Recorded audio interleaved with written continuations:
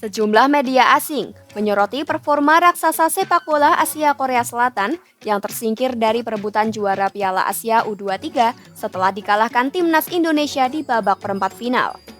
Jalannya laga Indonesia versus Korsel ini digelar di Stadion Abdullah bin Khalifa, Doha, Qatar, Kamis 25 April 2024 waktu setempat. Indonesia dan Korsel awalnya bermain imbang 2-2 pada waktu normal, namun laga keduanya harus dituntaskan lewat adu penalti lantaran tidak ada gol yang tercipta usai pertandingan 120 menit. Timnas U23 Indonesia pun mencetak total 21 tembakan dengan 5 diantaranya tepat sasaran. Kemenangan Indonesia atas Korsel membuat pasukan Garuda lolos ke babak semifinal Piala Asia U23 untuk kali pertama dalam sejarah. Hasil ini tak hanya menjadi bahan pemberitaan media dalam negeri, namun juga disorot oleh beberapa media asing.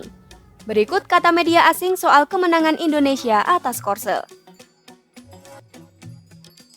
Kantor berita Korsel Yonhap mengatakan kekalahan Korsel membuat negaranya tidak ikut serta Olimpiade Paris pada Juli hingga Agustus 2024. Absennya negeri gingseng di ajang tersebut menjadi kali pertamanya dalam 40 tahun terakhir sebab selama ini Korsel selalu ikut serta. Menurut Yonhap, kekalahan Korsel disebabkan oleh pertahanan buruk dan kurangnya kedisiplinan. Bahkan Yonhap menyebut bahwa Korsel memainkan laga terburuk saat berhadapan dengan Indonesia. Media Amerika Serikat ESPN mengatakan laga Indonesia versus Korsel menarik karena adu penalti berlangsung terus-menerus. Menurut ESPN, Indonesia seharusnya dapat menang dalam 90 menit, terutama saat Korsel bermain dengan 10 pemain pada menit ke-70. Media asal Malaysia NST menyebut kemenangan Indonesia atas Korsel menjadikan Indonesia tinggal selangkah lagi lolos ke Olimpiade keduanya sepanjang sejarah. Laga itu juga menjadi sulit karena pelatih timnas Sinteyong berasal dari Korsel yang saat ini membuat negaranya sendiri gagal lolos ke Olimpiade untuk pertama kali sejak 1988.